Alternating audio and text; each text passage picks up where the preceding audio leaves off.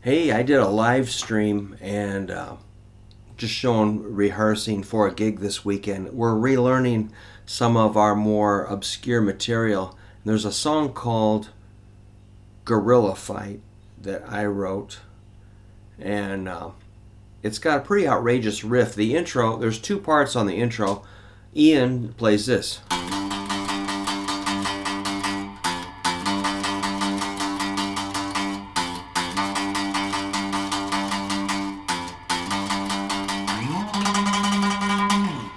And I play a fifth of that. So it's going to be a power chord. I play the fifth.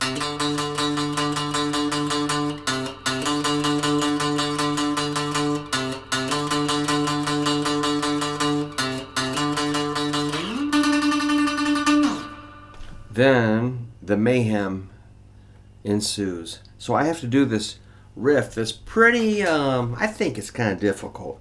But it's based on G minor. And I gotta do a little sweep on a G minor chord.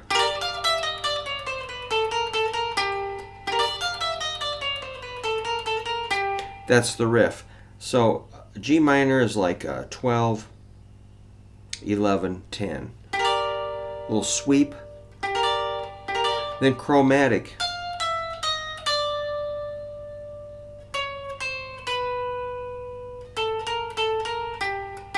So it's still based off of that chord.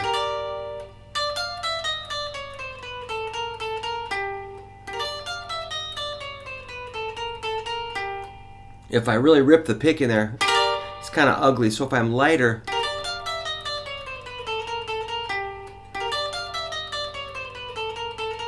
yeah, I don't want to rip into that chord so hard. So that's the G minor, 12, 11, 10, G, B flat, D, and then that's a F, E, E flat, D. Well, it starts on a D. That's 13, 12, 11, 10. Second string, D flat, C, B, 14, 13, 12, and then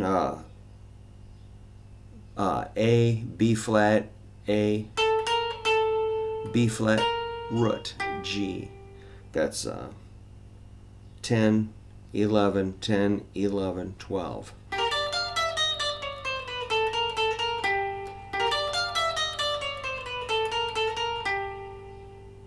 And that's G minor. Then I go to a C minor and do the same lick. That's down here based off the 3rd fret. So I'm thinking of the root to find my spot. Back to G minor. Then a D minor, which is 5th fret, 5th string for my root, just based off of the A minor shaped chord like the others. And then I shift to the C minor, back to G minor. That's verse 1. Now verse 2 comes in right away.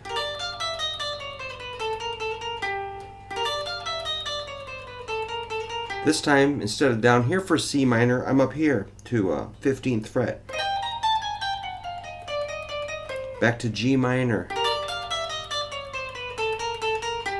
The D minor, which is based off 17th fret.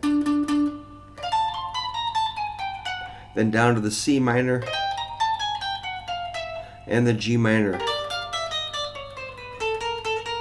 Okay, then the bridge, it's B flat. So those are minor. Now we go major to contrast the minor verse. If it was all minor, it'd be just too much, kind of like too much darkness. Now we have some brightness to contrast that. We go to B flat. Why? G minor, then also B minor, E flat, F. Those are the chords.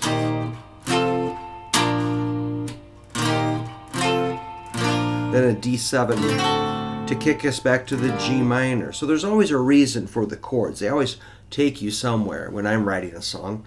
So on the chorus, I use those little triads.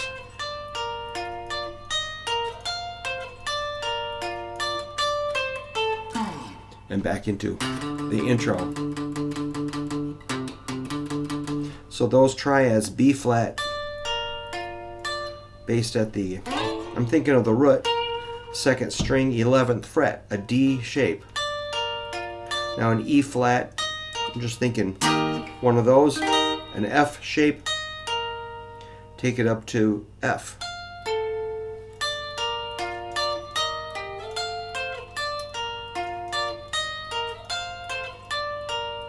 Now D7, based off that. See how the structure of everything relates to a chord. D7.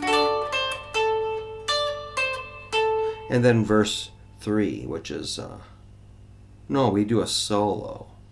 So we do our interlude, which is like the intro. The solo is Arpeggio City.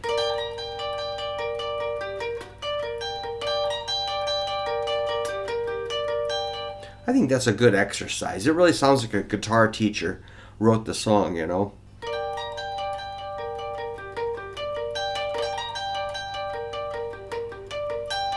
So that's, again, raking off of a G minor, just 15.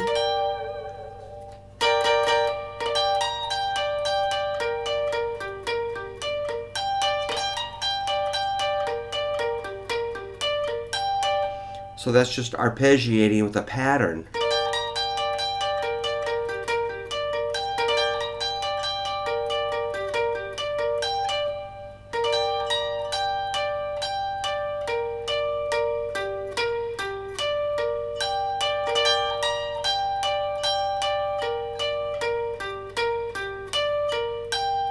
Then a C minor.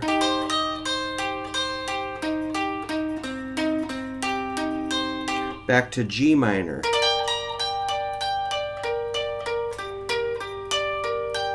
Then a D minor based at the 10th fret. Then a C minor. G minor.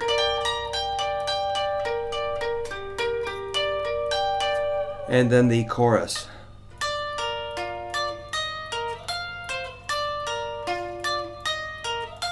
Little triads. This time I go, that's a D7 arpeggio, like an F sharp, C, A, which sets us up for the outro. The last verse, I kind of invert that chromatic pattern. Little mistake there.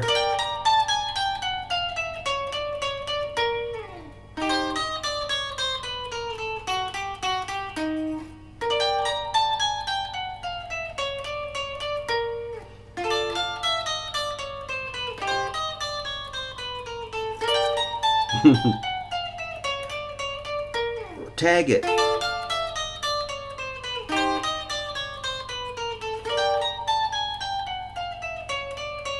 One more tag.